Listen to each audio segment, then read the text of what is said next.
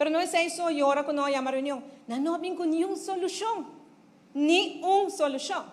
Para criticar, quebra, 45 florins nada. 1.720 florins por pensionado, claro que não.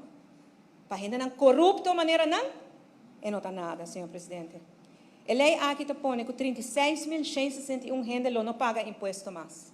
40.000 gente lo paga menos impuesto riba entrada.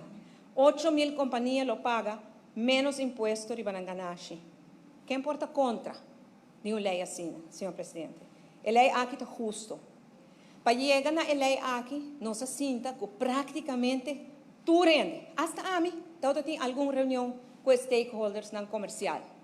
Decisão importante agora tomar de consulta com stakeholders comercial.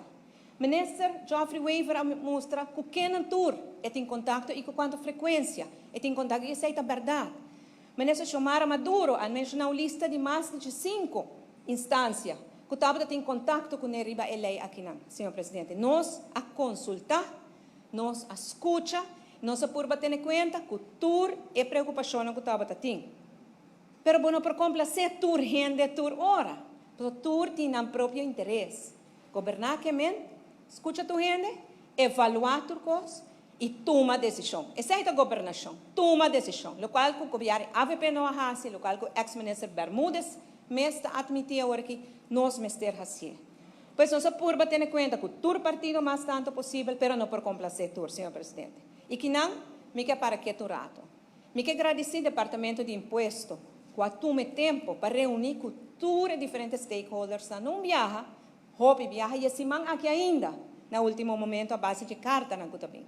Me agradecer ao Ministro de Assuntos Econômicos, o Ministro Geoffrey Weaver, para ter a linha de abrir com o setor comercial, para assim nós por medir também que está viva na banda e nada, para nós mester de não também.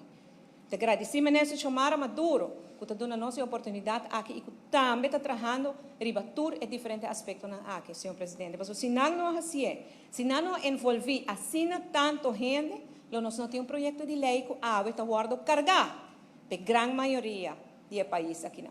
Mas nunca na história de nosso país estava tendo uma lei fiscal em qual você aumentar certo imposto e você não está sentindo distúrbio e preocupação da comunidade, senhor presidente. Pois me agradecer. A instância, me agradecer a Direção Haven para ajudar nós também, que traz a lei aqui e a flexibilidade de estar disposta para adaptar no último momento ainda. E, senhor presidente, me pede ao Parlamento para sostener a lei aqui, que ajuda essa mais vulnerável de nossa comunidade.